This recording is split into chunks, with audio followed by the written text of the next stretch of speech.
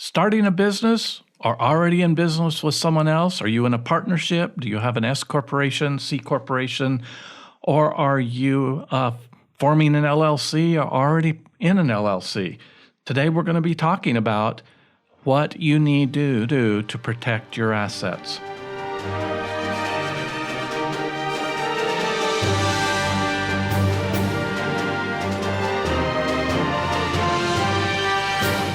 You are listening to Wealth Talks with the McPhees. If you're in a business arrangement where you have business partners, or really any type of business organization, that is a time where you want to start thinking about protecting your assets. And one of the ways to do that is through what is known as a buy-sell agreement. Because what if something happens to one of your business partners? Well, what's going to happen is if that partner wants out of the business or if that partner dies, then someone's going to want their equity out of the business. And that could force the business to collapse, to bring up capital for that. So there needs to be a buy-sell agreement in the corporate structure, whether it's an LLC structure, whether it's a partnership structure, or whether it's an S or a C corporation, to have a formal agreement written up so that each person that's involved in that business knows how the sale of that person's equity in that business is going to transpire if they're no longer part of the business. Sure. And so there's a few different ways to structure this. Obviously, the business could do a payout all at once, which the people that are inheriting the stock, of the deceased business partner, that's probably going to make them the most happy because they get the money right away. Or the business could specify that it would be paid over time, so it doesn't stress cash flow too much. But it might stress cash flow anyway, because with a missing business partner, how do you continue running the business if one of your key partners is gone? And this becomes even more important when you're dealing with a profession. Like, let's say it's a law firm where there's several partners, or a group of doctors, or a group of accountants that are together, because nobody that is not licensed in that profession can even come in and step in and fulfill the role of the partner that dies. That's a good point. Moves on. And sometimes they can't continue to own the business partnership. They need to get rid of it. And without a properly structured buy-sell agreement, then that business could be forced to liquidate stock or property or cash flow directed toward the family of the deceased or exiting partner. Interesting. So when we talk about buy-sell agreements, how are they structured? What are the different types of options that are available here? Well, a buy-sell agreement can be simply to say that we're going to buy out your shares if you die, so that your spouse or family gets the money. Okay. It could just be a simple agreement like that. Sure. But how they're funded is more important than anything. Where is the money going to come from? Mm-hmm. So almost all corporate minutes or notes or LLC documents or partnerships will have a buy-sell agreement in it to arrange that. But how those buy-sell agreements are going to be funded becomes very important. And the cheapest, most effective way to fund those is with life insurance, because you're paying pennies on the dollars for that capital that's going to be available sometime in the future. Mm-hmm. When something happens that partnership is dissolved or interrupted with a death. Mm-hmm. So how should that life insurance be owned? I mean, should the company own it? Should the partners own it on each other? What are the different options there? Well, traditionally, there's three different ways. There's an entity purchase, which would be like a stock-held purchase. Okay. Or there's a what they call a cross-purchase type of funding of the life insurance. Okay. Or you can use a trust to do this. And each of those has its pluses and minuses. So let's say that the corporation or the LLC as an entity, you all agree that you're going to buy this life insurance on each of the partners. So the company would own it? The company would own it.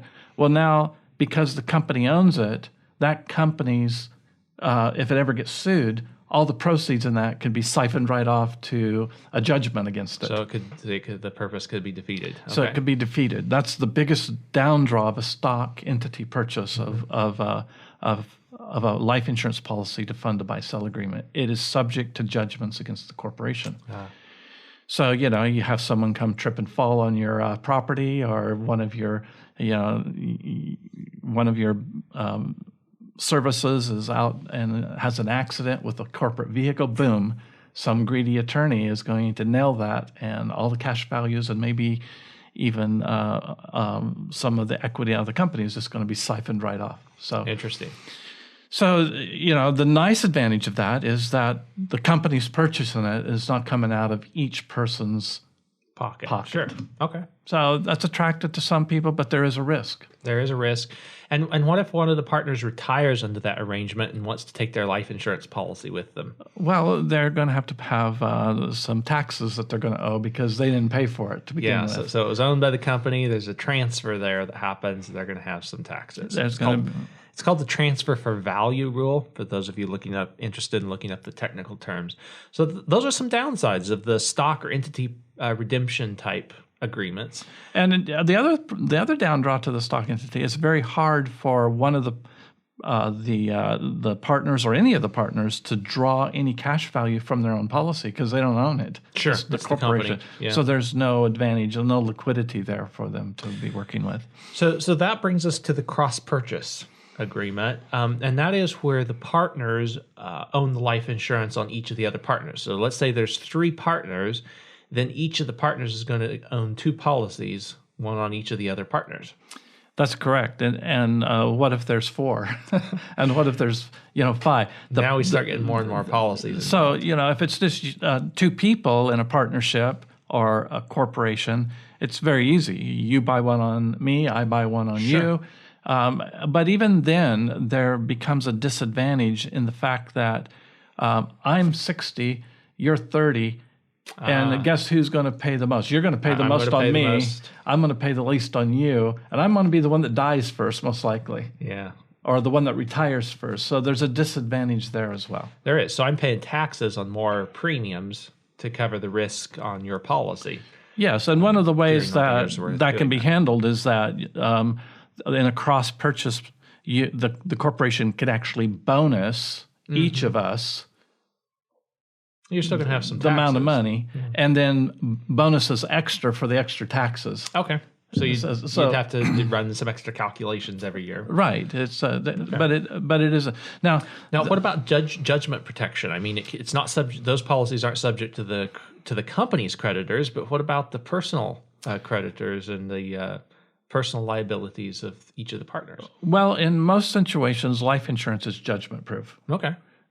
So, every state is different, but, up to certain amounts. But, some states are completely judgment proof, like Nevada, California, Oregon, I believe Texas, and a couple other states. But we have to be careful about that because other states, it's up to a certain amount or only if the beneficiary, only the beneficiary's portion is judgment proof. So if you decided to take a cash value distribution, then that would be judgment. That could have a judgment placed against it. Which brings up a good point. What if I get into financial trouble and I take a policy loan against your policy, and then something happens to you, and then the money's not completely there to cover the purpose for which the buy-sell agreement was started? Exactly. So that's another downside. It is exposed to the personal decisions of each of the partners. So what about the third type here? Well, that usually involves a third party called an irrevocable life insurance trust. Okay. The trust owns the policy. The trust distributes the funds. It's all written up in the buy-sell agreement how it's going to be distributed if there's a retirement or a death. The problem with the trusted agreements is that there could be some cost basis increases if I retire and I want to access my life insurance money. Oh, so you're still going to have some tax issues. Because an irrevocable trust means I can't touch that money and it remains tax-free as long as I don't touch it. But as soon as I do, now there's Mr. IRS visiting and knocking on your door. So each of these methods have some drawbacks, but there is a hybrid method. It's based on the cross-purchase agreement, but it removes some of these difficulties. How does that work? Well, this is a technique that really can't be ignored by people that really want to have the best of all worlds and funding a buy-sell agreement. And that's called BuySell LLC. the BuySell LLC. Okay. So what happens is a group of people in a corporation or an LLC or a partnership, they set up an LLC that files taxes as a partnership. Now, that's really important that they set up this LLC as a partnership, not as an S corporation or a C corporation filing taxes. Otherwise, you lose some of the benefits that this buy-sell LLC agreement creates. Okay. And so what is the advantage of having this separate company set up for the buy-sell agreement? Well, it avoids becoming a part of the main corporation or LLC's assets. Okay. So that if there's a lawsuit against the corporation or the LLC, then this separate LLC partnership isn't part of the assets associated with that. Okay, so that provides some creditor protection from that standpoint. I guess it would also provide some creditor protection from the personal standpoint as well, because now you don't have to worry about what each of the partners is doing with the policies they own on the other partners. That's exactly right. And it limits the amount of policies that need to be purchased. So in a cross-purchase agreement, if we had 4 partners, each one's doing 2 apiece, that gets to be fairly, I have to buy 3 other, every person has to buy 3 other policies. Yeah. That gets fairly expensive. So in this, each partner would just pay into the LLC enough money to buy a policy on themselves. Okay. And as that builds, then it's the protection that's going to give them their buyout. Now, they can still access the funds out of that policy if they want to, according to how the buy-sell agreement is written up in the corporate minutes. Yeah, and they'll all have to agree to it then. They all have to agree to it. So one partner's not going to be able to drain dry their cash values and end up finding out that there's not enough money to buy them out at the end when they die or whatnot. Okay, so that's helpful. So simplicity and some creditor protection definitely come with this. What about what about when a partner actually dies? Is there any benefit to doing it through an LLC like this? Well, there is that's why we set it up as a partnership, because there is a step-up basis that's allowed with partnerships.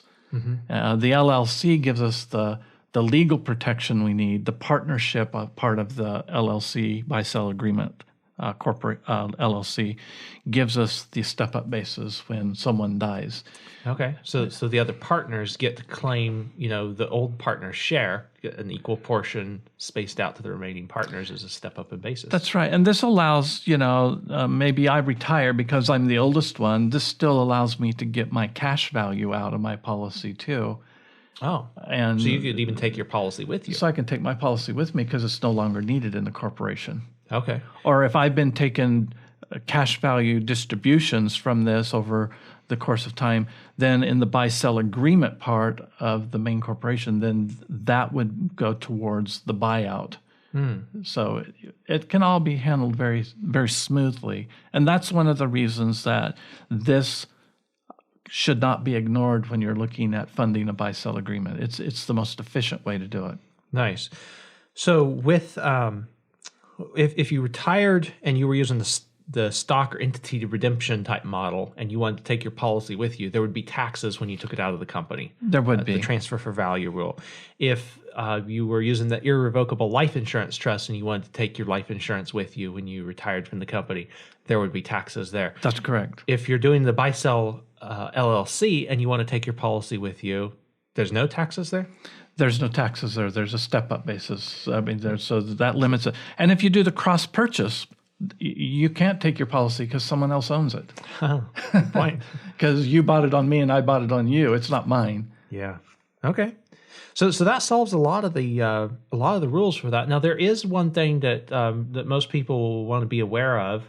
Can this BuySell LLC be set up just for the BuySell LLC, or does it need to have another business purpose as well? Well, it could, but case law shows us that it should have another purpose. Okay. So, that way it becomes a legitimate LLC as far as tax purposes go, or if there's ever a lawsuit that says, oh, you just set up this corporation to avoid taxes or to avoid judgments, then we're doing this business in this LLC as well. Okay. So ideally it has another legitimate business purpose, and that could be as simple for a lot of business owners. If it's a group of doctors, maybe they have a separate company where they're a partnership. Maybe they have that company own their equipment and lease it to their main operating company, so it gets some equipment out of the unexposed to creditors in the main company. Or maybe the partners business purpose decide to buy automobiles for everyone, and they own it in this corporation and lease them back to the main corporation. There you go. So there are different ways to create a legitimate business purpose in this separate company besides just doing the LLC.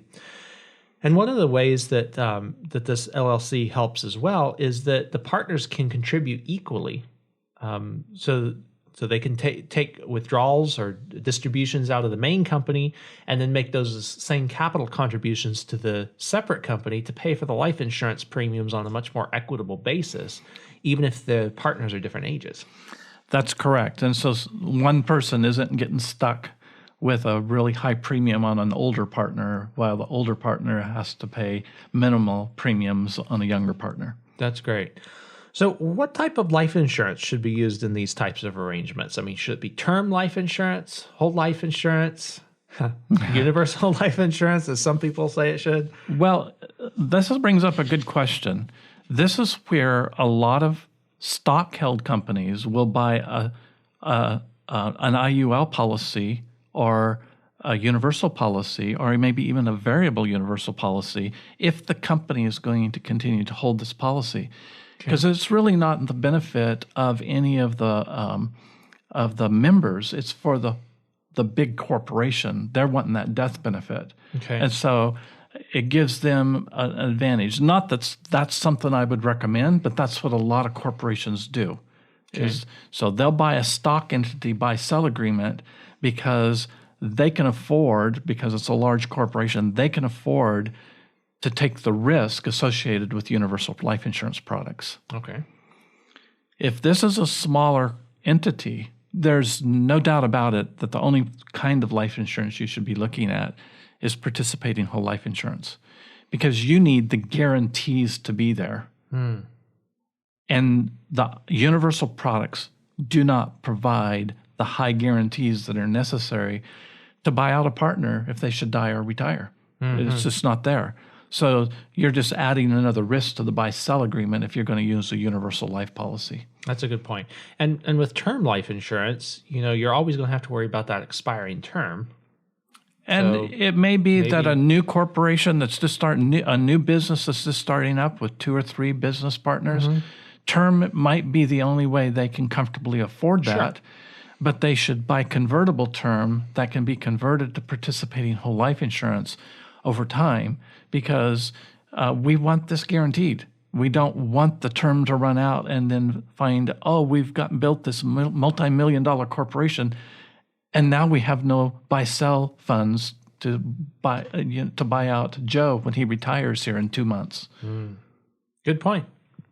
So the best way to get the guarantees in a buy-sell LLC agreement is with participating whole life insurance. Yes, and we may start that with term on a young business just starting up, just to make sure that if there's an accidental death or an untimely death, people are covered.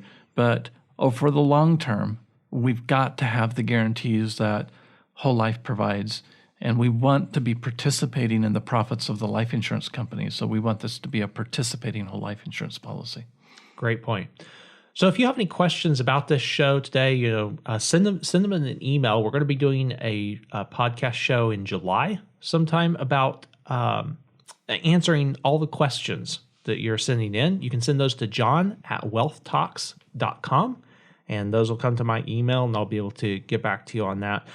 Another question here on the BuySell LLC agreements. When should a company start considering this when there's business partners involved? Well, as soon as there's an agreement for a partnership, an LLC, or a corporation to be started, if there's more than one entity in that agreement, you need to protect your assets. Mm-hmm. So Nelson Nash used to say that the definition of a partnership was someone with money and someone with experience get together, and by the time the partnership's over, it's reversed itself. So we always want to make sure that both people or all entities involved in a business are covered. And like we said earlier, that might just be starting out with term insurance. Mm-hmm.